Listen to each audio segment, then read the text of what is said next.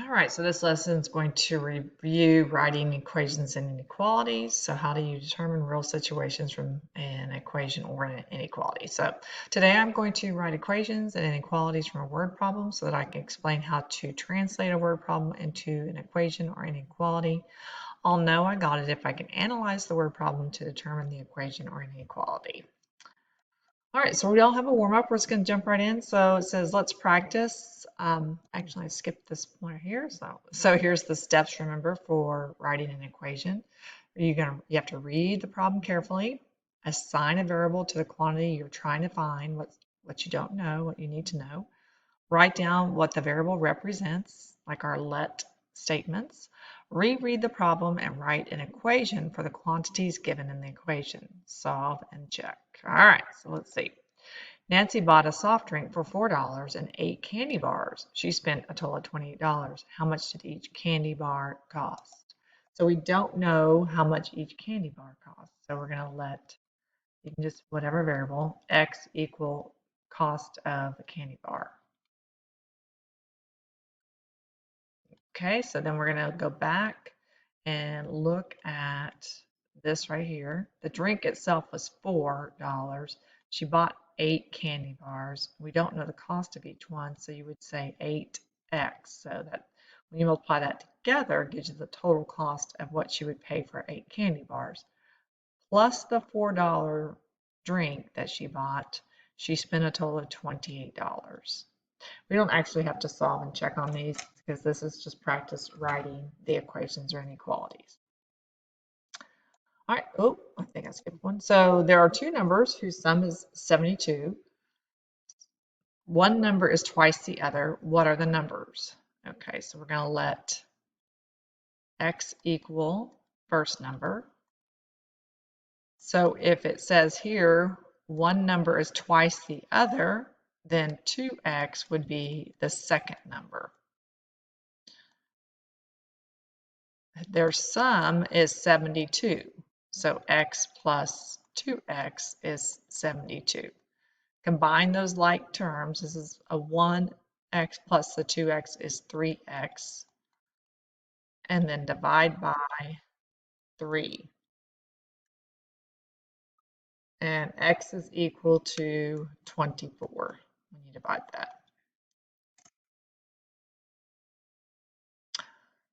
Remember to pause if you need to solve, look at it more. I know I go through these kind of quick, but just you can pause the video. Tim sold half his storybooks and then bought 6 more. He now has 12. How many did he start with? So we're going to let x equal number he started with. I'll just put books. Okay. So it said he sold half of his books. So 1/2 x, or you could just write that as x divided by 2. Then he bought 6 more. He now has 12. And you can use oh, we're not solving. That's right. So there it is. We're done. All right, let's try this one. So which situation can be written to describe the equation 70 plus 5x equals 15x? Sam is a member of a laser tag club. The membership is $5 per year. Once Sam pays the yearly fee, it costs him $70 per visit to play a game of laser tag. His friend Jonathan is not a member. Non-members pay $15 per visit. Okay, so you don't know how many visits. So if this is 70, then that would say that it's going to be 70x. Plus he pays the $5 membership fee. So if you look at that, that's not worded correctly. The second part is, but not the first part. All right, let's look at the next one. Sam is a member at a laser tag. The membership cost is $70. Once he pays his yearly fee, it costs him $5 per visit. So that looks like this, 70 plus $5 per visit. The non-members pay 15 per visit. So then when does that equal each other? So that would be the correct answer. All right, inequalities. So same steps. This time instead of the equal sign, you're going to have less than, greater than. So let's look at those.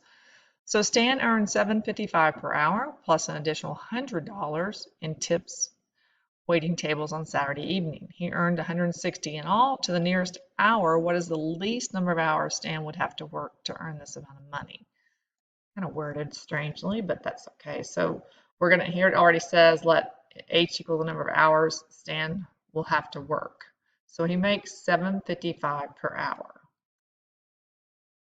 So we're going to multiply that by the H plus an additional $100 in tips.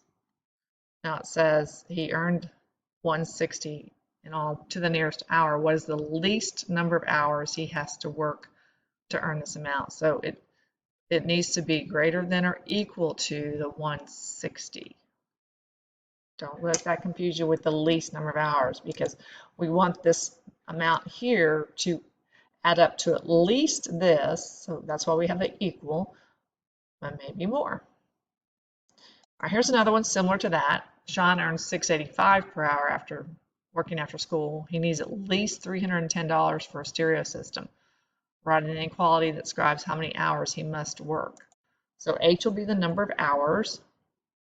So it's 685 times the H, and it has to be at least that. So we're going to say greater than or equal to 310. Kind of give you a hint here. All right, last one. So it says, which real world situation can be modeled by the inequality? So I'm going to read each one. So Felipe started the school year with 20 pencils. Okay, here's his 20 pencils, and used his pencils at a rate of 2 pencils per month. This would represent 4 pencils per month. So it's not A. Let's look at B. Felipe started the school year with 20 pencils. All right, there we are. And used his pencils at a rate of 4 pencils per month.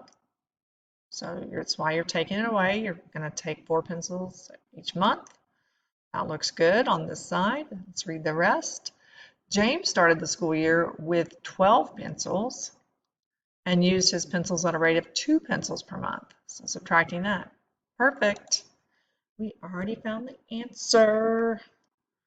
All right, y'all, if you have questions or need help, just to reach out to me. Make sure you're completing each lesson and your assessments on time.